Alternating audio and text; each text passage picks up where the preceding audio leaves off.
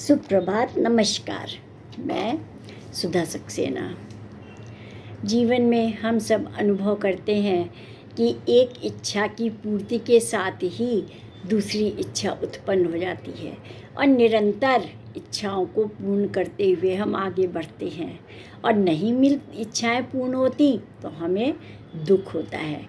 दूसरा, एक बात और, हम दूसरों को देख करके लगता है कि ये तो बड़ा सुखी है, इसकी सारी इच्छाएं पूरी हो रही हैं, तो क्यों ना हमारी भी हो। और इसी प्रतिद्वंद्विता या इसी भावना के कारण हम और भी परेशान होते हैं और यह एक इच्छा से दूसरी इच्छा की ओर बढ़ना ही मृग तृष्णा कहलाती है। आइए आज मृग तृष्णा पर ही कुछ चर्चा करते हैं। ग्रीष्म की भीषण तपन में वायु की लहरें जब अधिक घनत्व के कारण धरती के समानांतर बहने लगती हैं तो दूर से देखने वालों को जल का भ्रम उत्पन्न होता है और इसी भ्रम में प्यासा मृग प्यास बुझाने की इच्छा से उसकी ओर भागता हुआ प्यास को और अधिक बढ़ा लेता है। और वहाँ जल तो होता नहीं है, वहाँ पे तो वह अधिक गर्मी के कारण से उठती हुई वायु होती है और अंततः प्यास नहीं बुझती है और अंततः हांफते हुए वह प्राण त्याग देता है। इसी को मृग तृष्णा कहते हैं।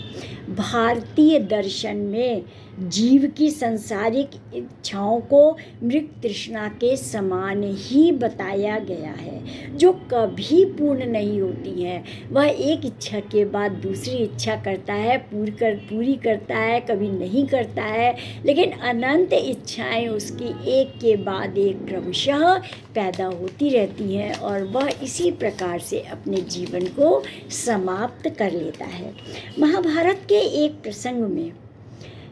प्रसंग के अनुसार शुक्राचार्य से शापित असमय वृद्ध अतृप्त कामी राजा ययाति को उनकी याचना पर पुत्र पुरु ने अपनी युवावस्था तो दे दी, पर बहुत वर्षों तक भोग करने पर भी उनकी इच्छाएं अतृप्त ही रहीं।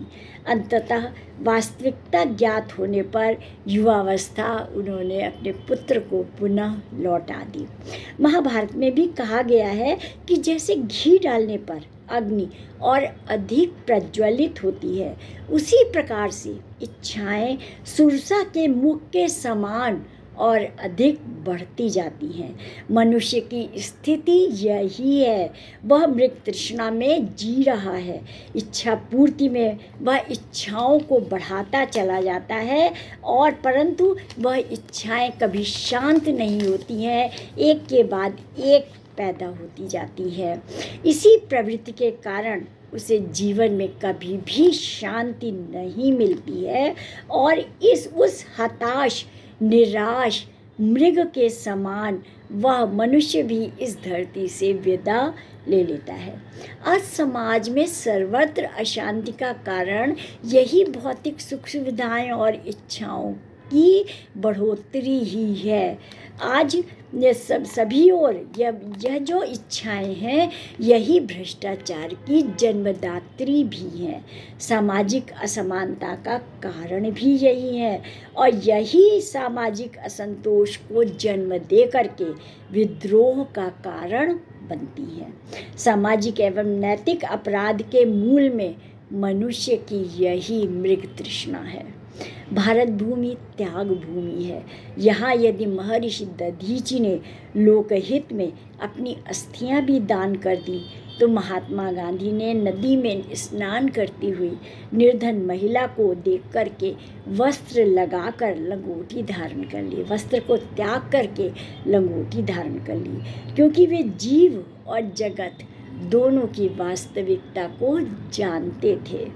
उन्हें यह तत्व ज्ञान था कि भोग तृष्णा से निवृत्ति के लिए भोग नहीं बल्कि भोगों से उपरति चाहिए। उपरति का मतलब है कि हमें भोगों के प्रति जितना आवश्यक है हम अगर उतने में संतुष्ट हैं तभी हम जो है अपने को संतुष्ट कर सकते हैं। हमारी भारतीय संस्कृति में यही आध्यात्मिकता से जुड़ कर के हमें यही सीखते हैं कि हमें आवश्यकताओं को ही अपनाना चाहिए। अन्य आवश्यकताओं में काट छांट करके परिस्थिति के अनुसार विवेकपूर्ण ढंग से अपनी आवश्यकताओं की पूर्ति करनी चाहिए।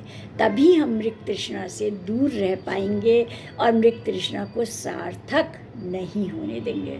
तो आज इतना ही। मेरे चैनल को आप सब ने लाइक और सब्सक्राइब किया, उसके लिए धन्यवाद। आप मेरे चैनल को आगे बढ़ाइए, अपने मित्रों में शेयर करिए। नमस्कार, धन्यवाद।